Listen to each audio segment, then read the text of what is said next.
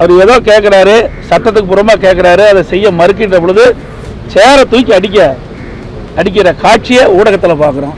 அரசியல்வாதிக்கும் பாதுகாப்பு இல்லை, பொதுமக்களுக்கும் பாதுகாப்பு இல்லை. தினந்தோறும் கொலை நடக்காத நாளே இல்லை. அரசியல் செய்ய வேண்டும் என்பதற்காக திராவிட முன்னேற்ற கழகம் ஒரு நாடகத்தை அரங்கேற்றிருக்குது. ரிப்பனை கட் பண்ணுறதுக்கு எவ்வளோ நேரம் ஆகும்? கட்டப்படாத எய்ம்ஸ் மருத்துவமனைக்கு குரல் கொடுத்துட்டு இருக்காரு. கட்டி முடிக்கப்பட்ட பிரம்மாண்டமான கால்நடை பூங்கா, ஆசியாவிலேயே மிகப்பெரிய கால்நடை பூங்கா. நீங்க தான் எங்களை காட்ட மாட்டேங்கிறீங்க. திமுக தான் சப்போர்ட் பண்ணிட்டு இருக்கிறீங்க. யாரும் வருத்தப்படக்கூடாது. நான் ஏன்னு சொன்னா உண்மை நிலையை மக்களுக்கு எடுத்து காட்டுங்க. ஏதாவது நடவடிக்கை எடுத்து மக்களுக்கு திருப்திகரமாக ஏதாவது செய்தாங்கன்னா இல்ல. நீங்க எய்ம்ஸ் மருத்துவமனை பத்தி பேசிட்டு இருக்காரு திரு ஸ்டாலின். ஒரு செங்கலை தூக்கிட்டு இருக்காரு.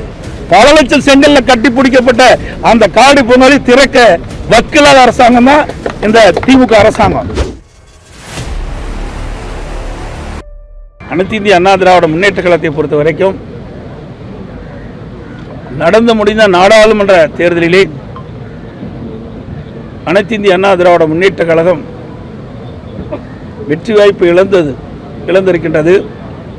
அதோடு வருகின்ற உள்ளாட்சி தேர்தல் 2026 நடைபெற்ற சட்டமன்ற தேர்தல் குறித்து ஒவ்வொரு பாராளுமன்றமாக நாங்கள் எங்களுடைய பாராளுமன்றத்தில் இருக்கின்ற அந்த 6 சட்டமன்றத்தில் இருக்கின்ற நிர்வாகிகளை அழைத்து கருத்துக்களை கேட்டு ஆக்கப்பூர்வமான பணிகளை நாங்கள் மேற்கொண்டிருக்கின்றோம்.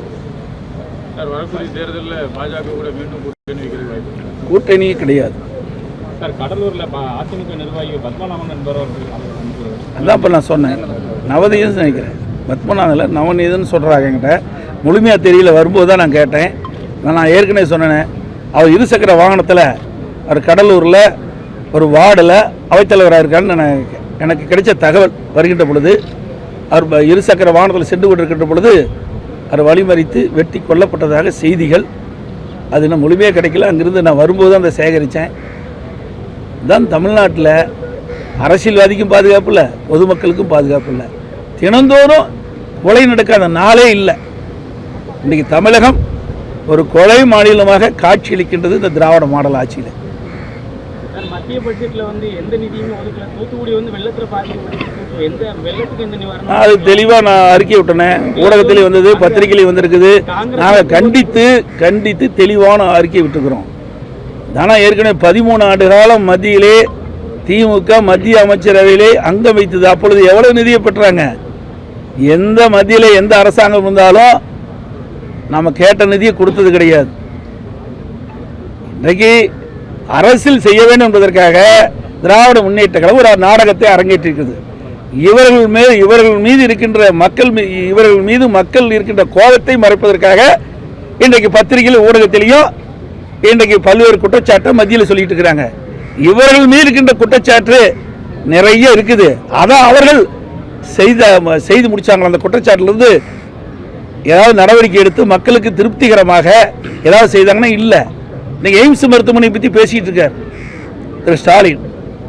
அனைத்து இந்திய அண்ணா திராவிட முன்னேற்ற கழகத்தில் விவசாயிகளுக்கு பயனளிக்கக்கூடிய அற்புதமான திட்டம். சேலம் மாவட்டம் தலைவாசு கூட்டு ரோட்டில் 1000 கோடியில் பிரம்மாண்டமான கால்நடை பூங்கா நாங்கள் கட்டி முடிச்சிருக்கிறோம். கட்டி முடிக்கப்பட்டு 3 ஆண்டு காலம் ஆகுது. இன்னும் திறக்காத பூட்டி வச்சிருக்கிறாங்க. 1000 கோடியில் கட்டப்பட்டது முழுக்க மாநில நிதி. அந்த ரிப்பனை கட் பண்ணுறதுக்கு எவ்வளோ நேரம் ஆகும்? கட்டப்படாத எய்ம்ஸ் மருத்துவமனைக்கு குரல் கொடுத்துட்டு இருக்காரு.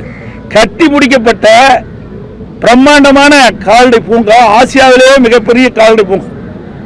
இவ்வளவு பெரிய கால்நடை பூங்கா கிடையாது. 1050 ஏக்கர்ல கட்டியிருக்கிறோம். அந்த திட்டத்தை துவக்கி வச்சிருந்தா அங்க இருக்கிற அந்த கால்நடை மருத்துவக் கல்லூரி படிக்கின்ற மாணவர்கள் ஆராய்ச்சியில் ஈடுபட்டிருப்பாங்க. அந்த ஆராய்ச்சியின் மூலமாக விவசாயிகள் பயன்பெற்றிருப்பாங்க.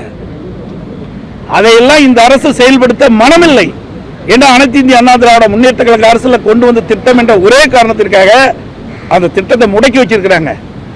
ஆனா எய்ம்ஸ் மருத்துவமனை எப்ப பார்த்தாலும் பேசிட்டு இருக்காரு. ஒரு செங்கலை தூக்கிட்டு இருக்காரு. பல லட்சம் செங்கல்ல கட்டி பிடிக்கப்பட்ட அந்த கால்நடை பூங்காவை திறக்க வக்கில்லாத அரசாங்கம் தான் இந்த திமுக அரசாங்கம். உண்மையிலே மனம் வேதனைப்படுறேன். நான் ஒரு விவசாயி என்ற காரணத்தினாலே விவசாயிகளுக்கு என்னென்ன தேவை என்பதை உணர்ந்து அந்த ஆராய்ச்சி நிலையத்தின் மூலமாக இன்றைக்கு விவசாயிகளுக்கு இன்றைக்கு கால்களை இன்றைக்கு அதை உற்பத்தி கொடுத்தா அந்த கால்நடை மூலமாக விவசாயிகள் பயன்பெறுவாங்க. நான் முதலமைச்சராக இருக்கும்போது அமெரிக்காவுக்கு சென்றேன். பஃபலோ பால் பண்ணைக்கு செல்கின்ற பொழுது ஒரு பசு 60 லிட்டர் பால் கொடுக்குது.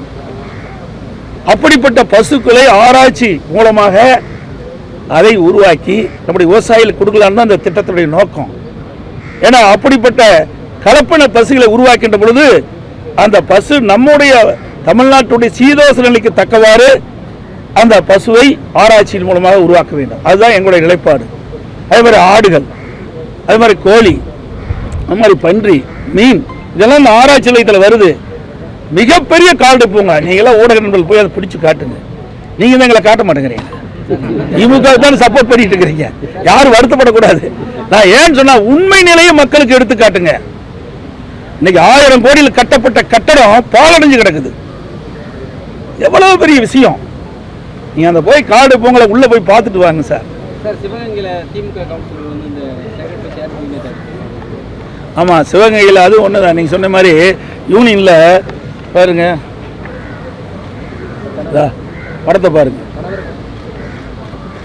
இந்த படத்துல சிவகங்கை ஊராட்சி ஒன்றியத்தில், சிவகங்கை மாவட்டம் சிவகங்கை ஊராட்சி ஒன்றியத்தில் ஒரு பெண் அதிகாரி அமர்ந்திருக்கிறாங்க.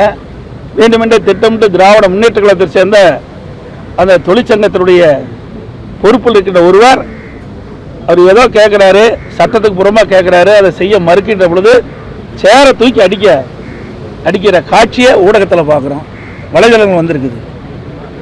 அது எப்படி அரசு ஊழியர்களுக்கு பாதுகாப்பு இல்லை? இந்த ஆட்சியில் ஒரு மோசமான ஆட்சி நடந்து கொண்டிருக்கின்றது. மிகுந்த கவலை அளிக்கிறது. ஊடக நம்பர்களும் பத்திரிகை நம்பர்களும் தான் இனியாவது உண்மை செய்தி வெளியிடுங்க. ஏன் பயப்படுறீங்கன்னு எனக்கு தெரியல. நடுநிலையோடு செயல்படுங்க. எங்களுக்கு ஆதரவாக செயல்பட நாங்கள் கேட்கவே இல்லை.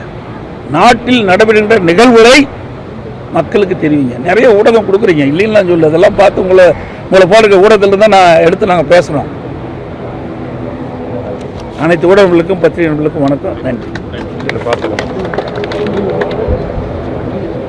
இதுபோன்ற செய்திகளை மேலும் தெரிந்து கொள்ள எங்களது யூடியூப், ஃபேஸ்புக் மற்றும் ட்விட்டர் ஆப்களை சப்ஸ்கிரைப் செய்யவும்.